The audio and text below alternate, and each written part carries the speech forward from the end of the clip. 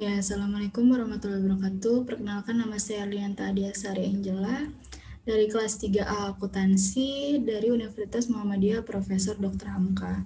Di sini saya akan menerangkan mengenai materi manajemen kas yang saya ambil dari buku Manajemen Keuangan edisi kedua dari buku Dr. Agus Harjito dan Dr. Andes Martono.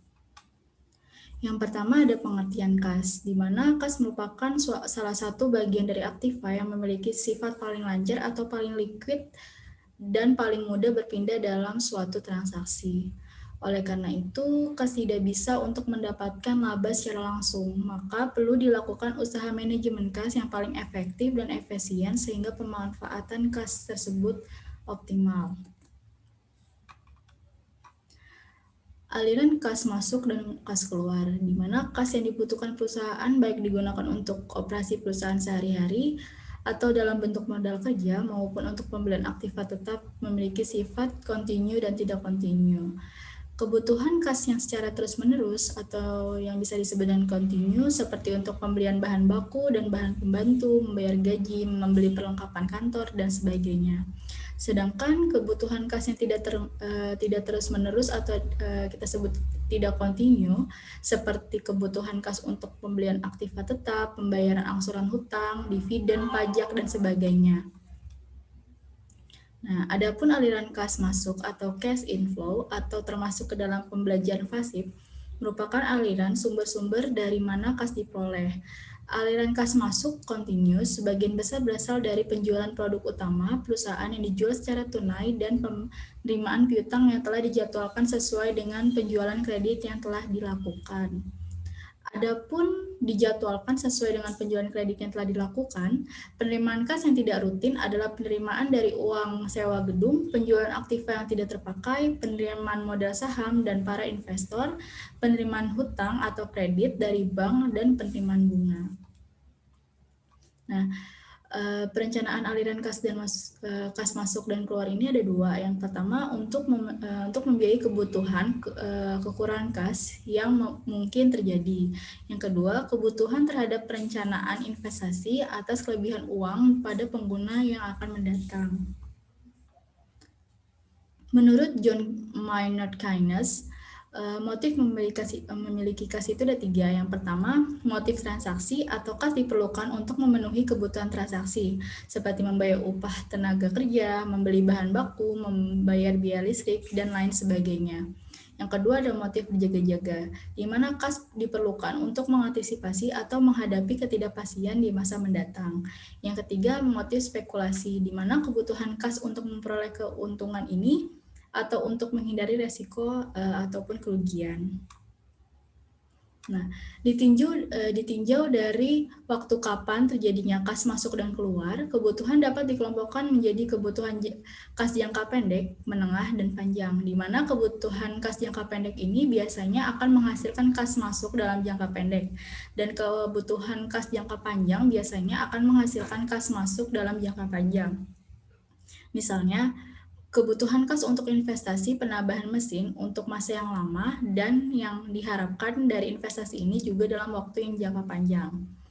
Nah, kebutuhan kas untuk operasi berupa iklan akan menghasilkan kenaikan kas masuk dari kenaikan penjualan di masa yang akan datang. Sebelumnya, apa itu manajemen kas? Manajemen kas adalah menentukan berapa besarnya kas minimal yang harus ada dan menentukan berapa kas yang ideal boleh disimpan sehingga operasi perusahaan tidak terganggu, dan kas yang ada tidak menganggur terlalu lama, serta pengendalian atau pengawasan terhadap kasnya. Nah, 3 hal yang dilakukan oleh manajer keuangan ketika mengelola kas. Yang pertama, mempercepat memasukkan kas. Yang kedua, mempercepat pengeluaran kas. Yang ketiga, memelihara saldo kas yang optimal. Selanjutnya ada persediaan kas minimal, di mana ketersediaan kas dalam perusahaan adalah mutlak. Perusahaan harus memiliki persediaan kas minimal yang harus ada atau yang disebut dengan persediaan besi atau safety cash. Semakin besar kas, maka semakin tinggi likuiditasnya. Tetapi kas yang terlalu besar berakibat pemanfaatan kas kurang efisien, karena kas menganggur dan tidak menghasilkan keuntungan, sehingga profitabilitasnya rendah. Tujuan dari persediaan kas minimal itu ada dua, yaitu yang pertama adalah likuiditas. Manajemen harus secara sadar menjaga likuiditas dan jumlah kas yang harus ada dalam perusahaan. Yang kedua, earning.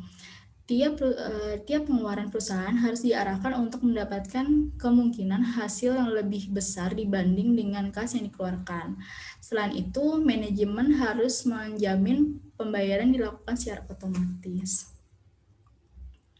Safety cash balance, yaitu jumlah kas minimal yang harus dipertahankan oleh perusahaan agar dapat memenuhi kewajiban finansialnya sewaktu-waktu. Yang pertama, safety cash balance sebaiknya ditetapkan untuk periode normal dan periode puncaknya. Yang kedua, periode puncak adalah periode di mana kebutuhan akan kas memuncak. Rumus safety cash balance yaitu jumlah hari yang diinginkan dikalikan dengan rata-rata harian pengeluaran kasnya. Di sini ada contoh, perusahaan Simpang 5 menetapkan bahwa safety cash harus cukup untuk menutup pengeluaran selama 7 hari. Pengeluaran kas rata-rata sehari berjumlah 600.000. Jadi, safety cash balance-nya 7 hari kita kalikan dengan 600.000 atau rata-rata seharinya dengan jumlah 4.200.000. Nah, yang selanjutnya ada model Baumol. Baumol menyatakan bahwa saldo kas yang ada dalam perusahaan diberlakukan sama dengan persediaan barang. Model Economic Order Quantity atau EOQ yang digunakan untuk menghitung pesanan barang yang paling ekonomis. Konsep EOQ ini juga berlaku dalam perhitungan persediaan kas yang paling ekonomis atau saldo kas yang ditargetkan. Model Baumol ini mengasumsikan bahwa perusahaan menggunakan kas dengan pola yang konstan, baik kebutuhan kas, aliran kas yang masuk maupun aliran kas yang keluarnya.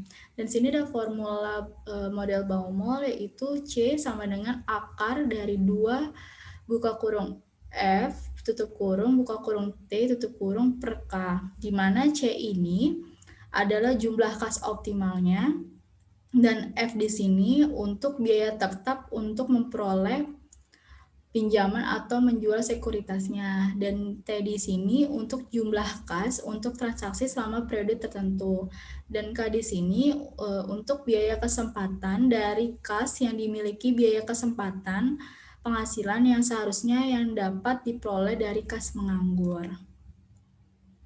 Nah, untuk menentukan saldo kas optimal atau model Baumol ini, total biaya transaksi yang akan memanimalkan untuk memperoleh saldo kas optimal itu dua. Yang pertama biaya simpan, di mana biaya simpan ini berupa biaya kesempatan atau opportunity cost yang muncul karena perusahaan memegang kas bukan memegang surat berharga.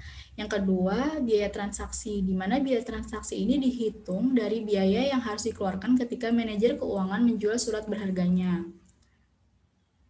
Contoh soal metode Baumol. Di sini ada contoh, yaitu suatu perusahaan mengeluarkan biaya tetap berupa bunga per tahun sebesar 150.000.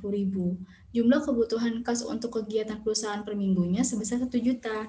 Sehingga dalam setahunnya itu kita kalikan 52 dikalikan 1 juta, yaitu mempunyai hasil 52 juta. Besarnya penghasilan investasi yang diharapkan sebesar 15% per tahun, sehingga jumlah kas optimal yang diperlukan perusahaan adalah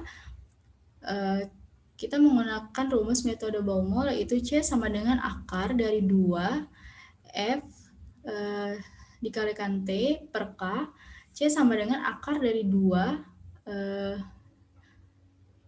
dikalikan 150.000 dikalikan 52 juta per 0,15, dan mempunyai total yaitu 10.198.039 perak. Jadi kas optimal perusahaan tersebut adalah sebesar 10.198.039.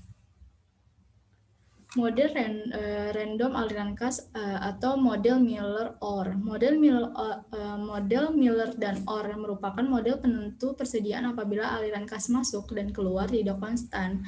Konsep Miller dan Orr menyatakan bahwa perusahaan membiarkan saldo kas untuk bergerak secara acak di antara batas kendali atas dan bawah. Dan bisa dilihat ini di kurva ini, ketika saldo kas menyentuh batas kendali atas, titiknya ada di H, kas yang diinvestasikan di tempat lain untuk mencapai target saldo itu berada di Z. Dan ketika kas menyentuh batas bawah di L, investasi yang dijual untuk memperoleh kas agar mencapai target saldonya.